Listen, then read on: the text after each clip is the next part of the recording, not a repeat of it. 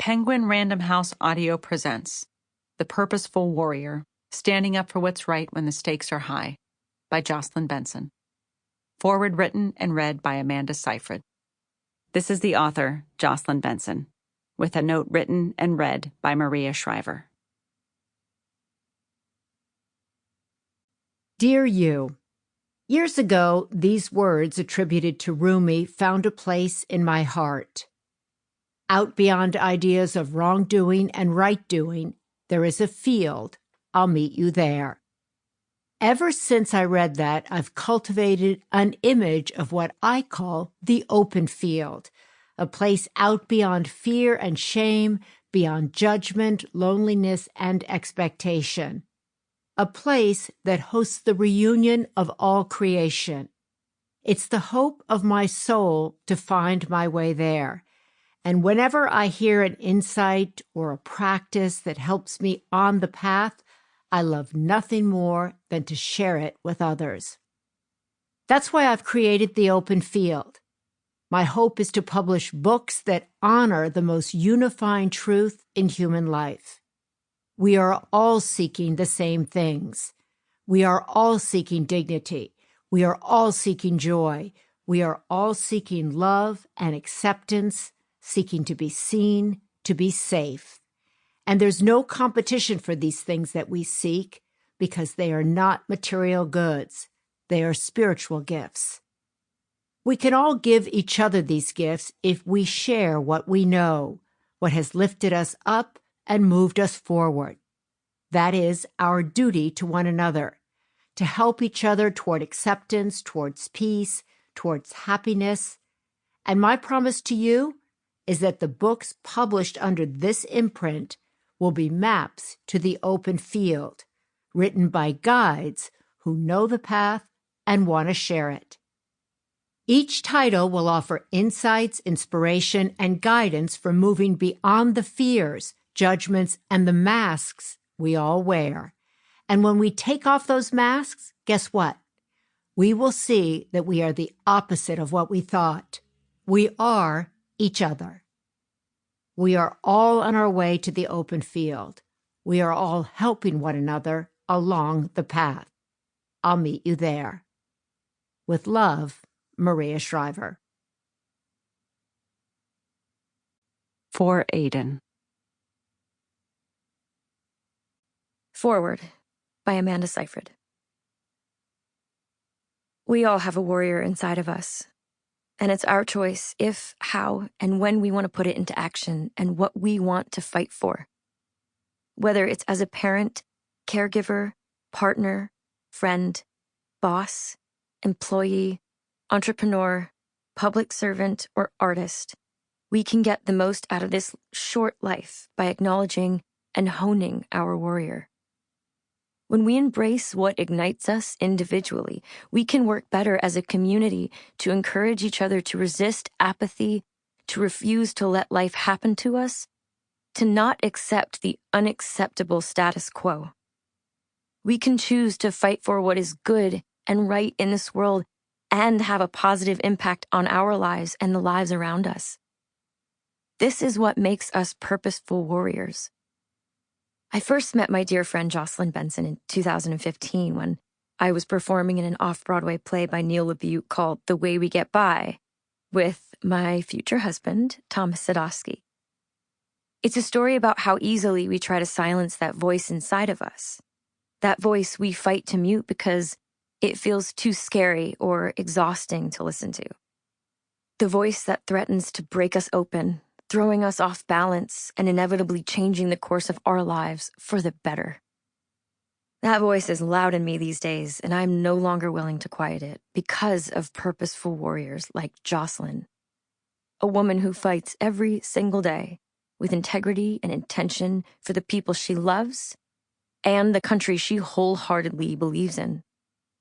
Nothing will stop her from breaking through barriers to ensure we all have the space, safety, and freedom to discover and nurture the warriors inside us all.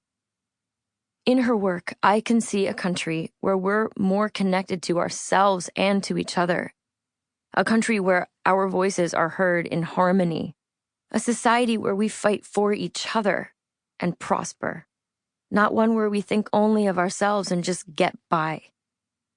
Leading the purposeful life means learning how to speak our minds, ferociously stand up for ourselves, have each other's backs, call out bullies, and do all of that and more with courage and empathy. And it means that when we get angry about things in our own lives or in the state of the world, we don't just stew about it. We channel that anger into productive, thoughtful action.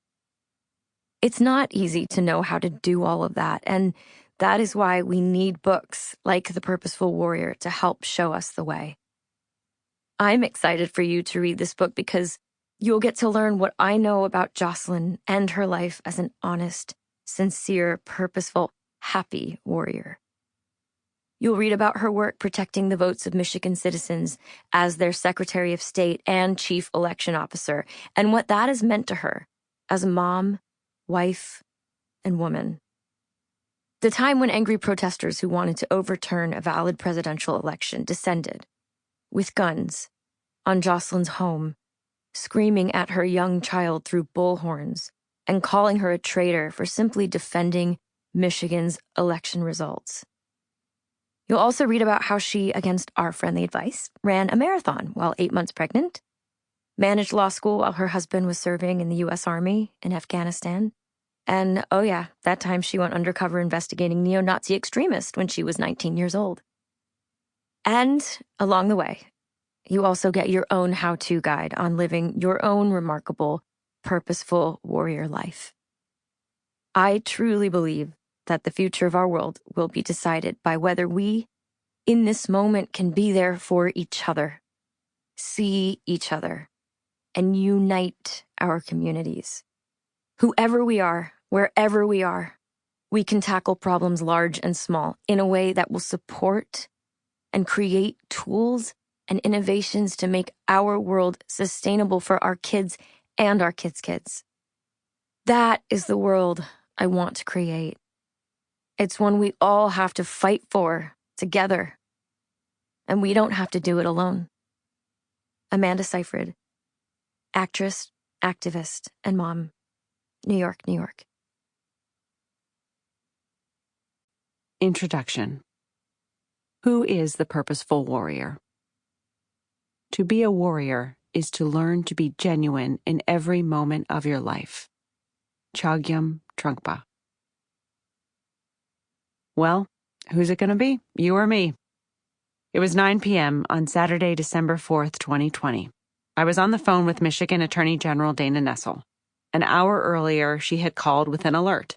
Police were expecting a group of armed protesters to show up outside the home of a female elected official that evening. We didn't know who, but as two of the highest-ranking female elected officials in the state, we knew it was likely going to be either her or me. At 9:15 p.m., we had our answer. It started with a faint noise in the distance. Then the chanting grew louder. I heard them approaching my home and felt a pit in my stomach. "You're a murderer," someone screamed into a bullhorn, loud enough to wake the entire neighborhood. "Lock her up," another voice shouted. "Stop the steal! Stop the steal! Stop the steal!" Over and over the chanting continued. I glanced over at my 4-year-old son, Aiden, who was peacefully watching how the Grinch stole Christmas in our living room, while I decorated our Christmas tree, and then looked out our window. There they were, dozens of armed individuals, some shadowy, others clear as day, standing just outside 10, maybe 20 feet away from us. I called Attorney General Nessel.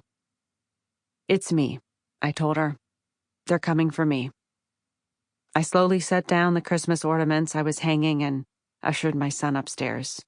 "You're a traitor," I heard someone cry. "Come outside," screamed another. "Turn yourself in. You deserve to be in prison. Treason. Lock her up." I saw my neighbors peering outside their windows to see what was happening. The shouts and chants reverberated up and down our residential street. Obscene and graphic threats fueled by disproven claims of voter fraud in the 2020 presidential election. My husband called neighborhood security, 911, and every law enforcement entity. Sample complete. Ready to continue?